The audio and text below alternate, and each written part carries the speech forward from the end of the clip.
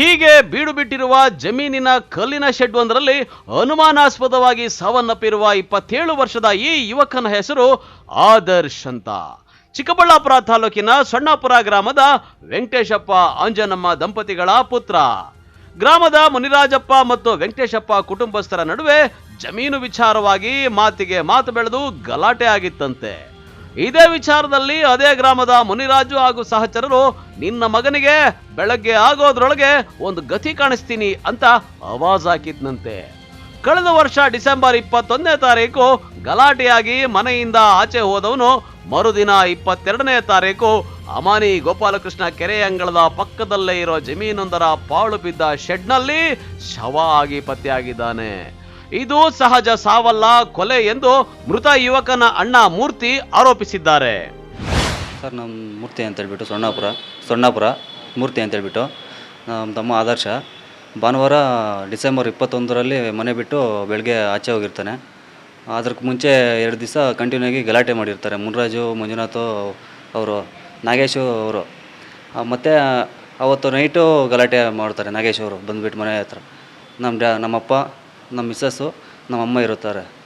ನಾವು ಚಿಕ್ಕಬಳ್ಳಾಪುರ ಬಂದಿರ್ತೀವಿ ಸರ್. ಚಿಕ್ಕಬಳ್ಳಾಪುರ ಬಂದಾಗ ಅವ್ರ ಮನೆ ಪಕ್ಕದಲ್ಲಿ ಫೋನ್ ಮಾಡಿ ಹೇಳ್ತಾರೆ, ಹಿಂಗೆ ನಿಮ್ಮ ಮನೆ ಮೇಲೆ ಗಲಾಟೆ ಆಗ್ತಾಯಿದೆ ಅಂತೇಳ್ಬಿಟ್ಟು. ಆವಾಗ ನಾನು ಮನೆ ಹತ್ರ ಬಂದರೆ ನನ್ನನ್ನು ಹಿಡ್ಕೊಂಡು ಚೆನ್ನಾಗಿ ಹೊಡೆದ್ರು ಸರ್. ನಾಗೇಶು, ಮುನ್ರಾಜು, ಮಂಜುನಾಥು, ಶಿವಕುಮಾರು, ಮುನ್ಕೃಷ್ಣ, ಜಗದೀಶು ಅವರೆಲ್ಲ ಹಿಡ್ಕೊಂಡು ಹೊಡೆದ್ಬಿಟ್ಟು ಬೆಳಗ್ಗೆ ಅಷ್ಟರಲ್ಲಿ ಇಬ್ಬರಲ್ಲೊಬ್ಬರನ್ನ ಸಾಯಿಸ್ತೀನಿ ಅಂತೇಳ್ಬಿಟ್ಟು ಹೇಳ್ತಾರೆ.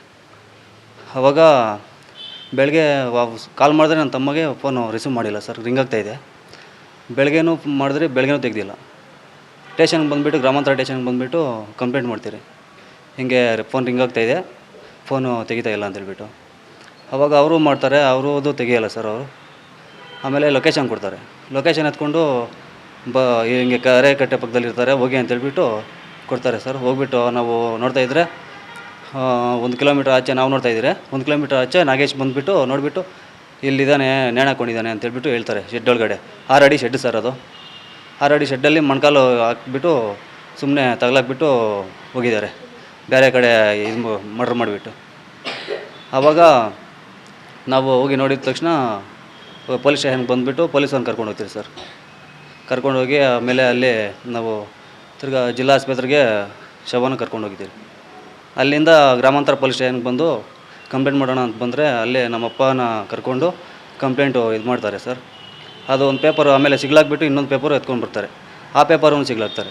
3ನೇ ಪೇಪರಲ್ಲಿ ಹೆಬ್ಬೆಟ್ ಹಾಕ್ಸ್ಕೊಂಡಿದ್ದಾರೆ ನಮ್ಮ ಅಪ್ಪ ಹತ್ರ, ಇವರು ಪೊಲೀಸವರು.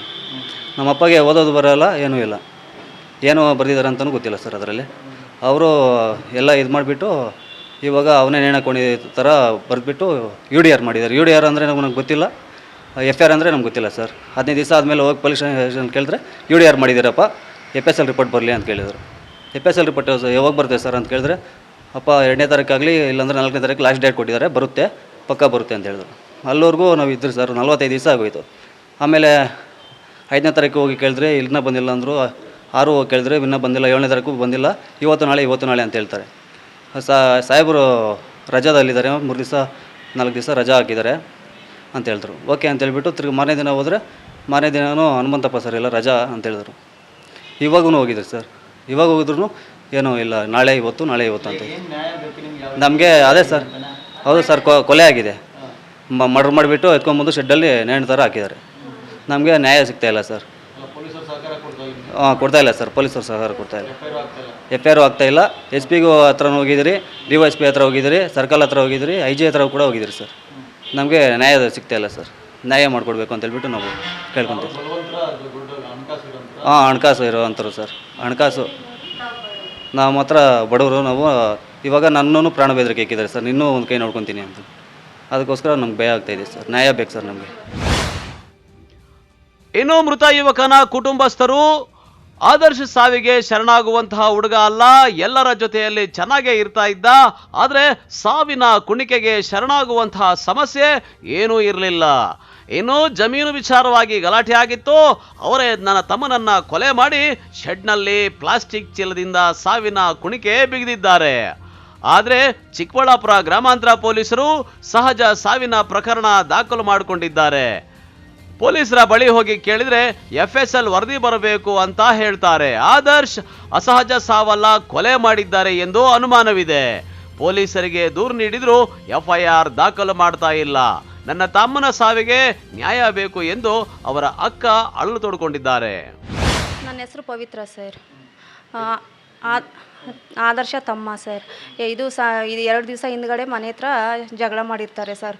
ಆವಾಗ ಜಗಳದಲ್ಲಿ ಇಬ್ಬರಲ್ಲೊಬ್ಬರನ್ನ ಸಾಯಿಸಾಕ್ತೀವಿ ಅಂತ ಹೇಳ್ಬಿಟ್ಟು ಬೆದರಿಕೆ ಹಾಕಿದ್ರು ಸರ್. ಮುನ್ರಾಜು ಮತ್ತು ಶಿವಕುಮಾರು ಮತ್ತು ಮಂಜುನಾಥ್ ಮತ್ತು ಜಗದೀಶು, ನಾಗೇಶು ಸರ್ ಅಷ್ಟು ಜನನೂ ಬೆದರಿಕೆ ಹಾಕಿರ್ತಾರೆ ಸರ್. ಮತ್ತು ಜಗಳ ಸಂಡೇ ಆದರ್ಶ ಅನ್ನೋನು ಜಮೀನಿಗೋಸ್ಕರನೇ ಕೇಸ್ಗೆಲ್ಲ ಓಡಾಡ್ತಾ ಇದ್ದ.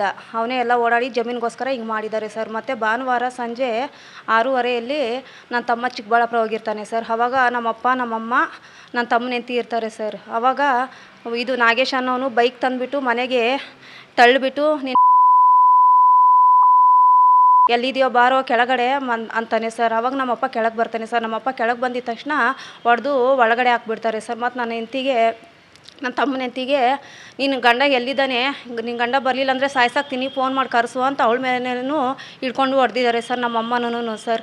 ಆವಾಗ ಮೂರ್ತಿ ಬಂದಿದ ತಕ್ಷಣ ಅವನ ಮೇಲೆ ನಾಗೇಶ್ ಅನ್ನೋನು ಹೋಗಿ ಹೊಡೆದ್ಬಿಟ್ಟು ನಿನ್ನೂ ಸಾಯ್ಸಾಕ್ಬಿಡ್ತೀನೋ, ಇಬ್ಬರಲ್ಲೊಬ್ಬರನ್ನ ಎತ್ತಾಕ್ಬಿಡ್ತೀನಿ ಅಂತ ಹೇಳ್ಬಿಟ್ಟು ಆವಾಗ ಮುನ್ರಾಜ್ ಬಂದಿದ್ದಾನೆ. ಮುನ್ರಾಜು, ಶಿವಕುಮಾರು, ಜಗದೀಶು, ಮಂಜುನಾಥ್, ಮುನಿಕೃಷ್ಣ ಇಷ್ಟು ಜನ ಬಂದು ಹೊಡೆದು ಅವನು ಮತ್ತಿಲ್ದಂಗೆ ಬೀಳಿಸ್ಬಿಟ್ಟಿದ್ದಾರೆ ಸರ್. ಅವಾಗ ಕಂಪ್ಲೇಂಟ್ ಕೊಡೋಕ್ಕೂ ಯಾರೂ ಇರಲಿಲ್ಲ ಸರ್. ನಾವು ಇರಲಿಲ್ಲ ಸರ್. ಇವರೆಲ್ಲ ಸೊಣ್ಣಾಪುರದವರು 4 ಜನ ಸರ್. ಮತ್ತು ಇನ್ನೊಬ್ಬನು ಕಡ್ಜಿಗನಹಳ್ಳಿ ಮುನಿಕೃಷ್ಣ, ಇನ್ನೊಬ್ಬನು ದೊಡ್ಡ ಕಿರಿಯಮ್ಮಿ ಜಗದೀಶು ಸರ್. ಹೊಡೆದು ಬಿಟ್ಟು ಮತ್ತೆ ಇಲ್ದಂಗೆ ಮನೇಲಿ ಹಾಕ್ಬಿಟ್ಟಿದ್ದಾರೆ ಸರ್. ಬೆಳಗ್ಗೆ ನನ್ನ ತಮ್ಮಗೆ ಫೋನ್ ಮಾಡಿದ್ವಿ ಸರ್. ಅವ್ನು ರಿಸೀವೇ ಮಾಡ್ತಾಯಿಲ್ಲ ಸರ್. ನಾನು ಮಾಡಿದೆ, ಮತ್ತು ನಮ್ಮಪ್ಪ ಮಾಡಿದ್ರು, ನನ್ನ ತಂಗಿ ಮಾಡಿದ್ರು, ನನ್ನ ತಮ್ಮ ಮಾಡಿದ್ರು, ಕೆಲ್ಸಕ್ಕೆ ಹೋಗೋರು ಅವರು ಫೋನ್ ಮಾಡಿದ್ರು, ಫೋನೇ ರಿಸೀವ್ ಮಾಡ್ತಾಯಿಲ್ಲ ಸರ್. ಅವಾಗ ಇವಳು ಯಾರನ್ನೋದು ಗೊತ್ತಿಲ್ಲ ಸರ್. ನಮ್ಮ FIR ಮಾಡ್ತಾಯಿಲ್ಲ ಸರ್. ಅವರು ತನಿಖೆನೂ ಮಾಡ್ತಾಯಿಲ್ಲ ಸರ್. SP ಹತ್ರ ಹೋಗಿದ್ವಿ, DSP ಹತ್ರ ಹೋಗಿದ್ವಿ, ಸಬ್ ಇನ್ಸ್ಪೆಕ್ಟರ್ ಹತ್ರ ಹೋಗಿದ್ವಿ, ಸರ್ಕಲ್ ಹತ್ರ ಹೋಗಿದ್ವಿ, IG ಹತ್ರ ಹೋಗಿದ್ವಿ. ನಾವು ಪೊಲೀಸವರಿಂದ ನ್ಯಾಯನೇ ಸಿಗ್ತಾ ಇಲ್ಲ ಸರ್. ನನ್ನ ತಮ್ಮನಿಗೆ ಆಗಿರೋ ನ್ಯಾಯ ಬೇಡ ಸರ್. ಈಗ ಮತ್ತೆ ಆಮೇಲೆ ನಮ್ಮನ್ನು ಸಾಯಿಸಿ ಮಲಗಿಬಿಡ್ತಾರೆ ಸರ್. ಅವಾಗ ನಾವೇನು ಮಾಡಲಿ ಸರ್? ಇರೋದು ಒಬ್ಬ ತಮ್ಮ ಸರ್ ನಮಗೆ. ಇವ್ರು ಪೊಲೀಸರು ನಮ್ಗೆ ನ್ಯಾಯನ ಕೊಡ್ತಾ ಇರಲ್ಲ ಸರ್. ದಯವಿಟ್ಟು ನಮ್ಗೆ ನ್ಯಾಯ ಕೊಡಿಸಿ ಸರ್. ನನ್ನ ತಮ್ಮನ ಮರ್ಡ್ರ್ ಮಾಡಿರೋ ಸರ್. ನಿಮ್ಮನ್ನು ಕೇಳ್ಕೊತೀನಿ ಸರ್. ನ್ಯಾಯನೇ ಕೊಡ್ತಾ ಇಲ್ಲ ಸರ್ ಪೊಲೀಸರು. ಮತ್ತು ಈಗ ನಮ್ಮನ್ನು ಸಾಯಿಸಿ ಮಲಗಿಬಿಡ್ತಾರೆ ಅಂದರೆ ನಮಗೇನು ಸರ್? ನಮ್ಮನ್ನು ಬೆದರಿಕೆ ಹಾಕಿದ್ದಾರೆ ಸರ್. ನಮ್ಗೆ ಇದೊಂದು ನ್ಯಾಯ ಬೇಕು ನೋಡಿ ಸರ್. ಒಟ್ನಲ್ಲಿ ಯುವಕನ ಸಾವಿಗೆ ಕಾರಣ ಮಾತ್ರ ಪೊಲೀಸರ ತನಿಖೆಯಲ್ಲಿ ಹೊರಬರಬೇಕಾಗಿದೆ. ಕ್ಯಾಮರಾ ಪರ್ಸನ್ ಪ್ರವೀಣ್ ಜೊತೆ ಕಳವಾರ ಅರುಣ್, MMTV ನ್ಯೂಸ್, ಚಿಕ್ಕಬಳ್ಳಾಪುರ.